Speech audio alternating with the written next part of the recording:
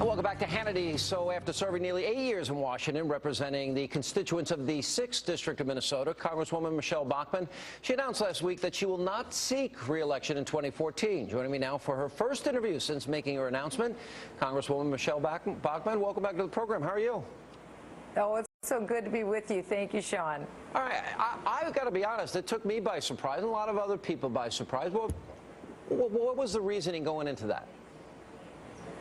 Well, I'm serving about the same amount of time as a president would serve, which is 2 terms. That's 8 years. And I do think that this is a body that needs to have continual turnover. But on the other hand, it really is up to the individual how long they want to serve. I feel like I've done a lot in the 8 years that I've been there. I've redeemed the time.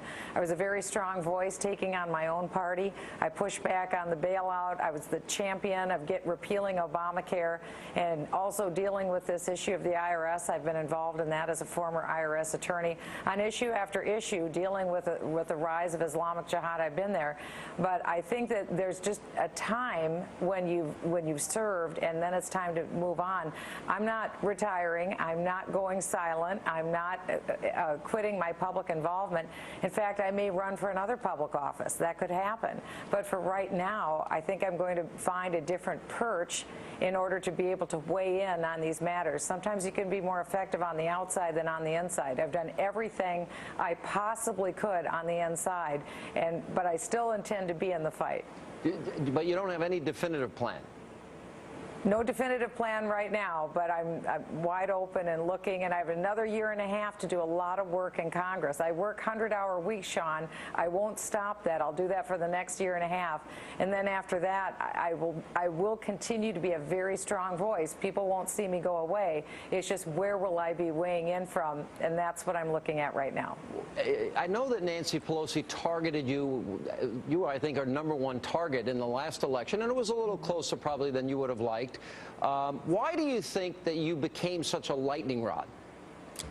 Well, I think because I was fearless in exposing what not only Nancy Pelosi was doing, but also what Barack Obama was doing. And I thought it was important to get to the very nub and the premises that they were trying to bring forth and establish. And that's why I was ringing the bell on Obamacare, and now we're ringing the bell on this perpetual amnesty that they're proposing. And I think that's what it was, is actually exposing what they were doing and then motivating and inspiring the American people to respond. I was the chair of the Tea Party caucus and continue to be here in Congress, and I think nothing was more feared by the radical left than the rise of normal Americans asserting their constitutional rights. It's extremely powerful. And that loud American voice is one that they want silenced. They certainly don't want to see conservative women be able to articulate our views to the American people. And I think that's what they want to do. They want to silence African Americans who are conservative, Latinas who are conservative, conservative women.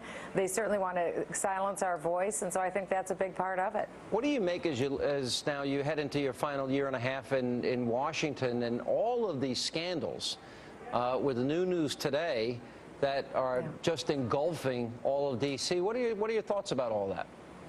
Well, elections matter. That's the first thing that I thought this morning, how crucial it is that we pay attention to these elections. It's not just a flip thing about who's in, and it's not a game like we're keeping score or like there's a particular team that we're a part of. This is about America and who we will be and what we are becoming. And we are seeing serial lawlessness out of the Obama administration.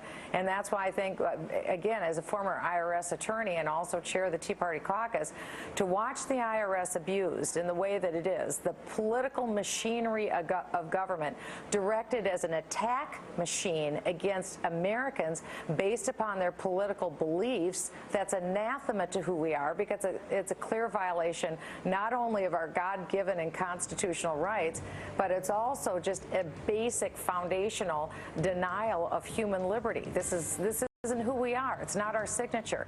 And so again, I'm not going away. I'm not leaving Washington. I'm not leaving the national scene. It's just bringing a positive solution from a different perch. All right, last question. Are you going to think about 2016, maybe running for president again?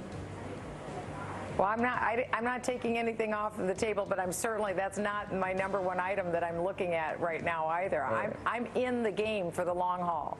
All right, Congresswoman, appreciate you being with us, and we look forward to having you on in the days, weeks, months, and years ahead. Thanks.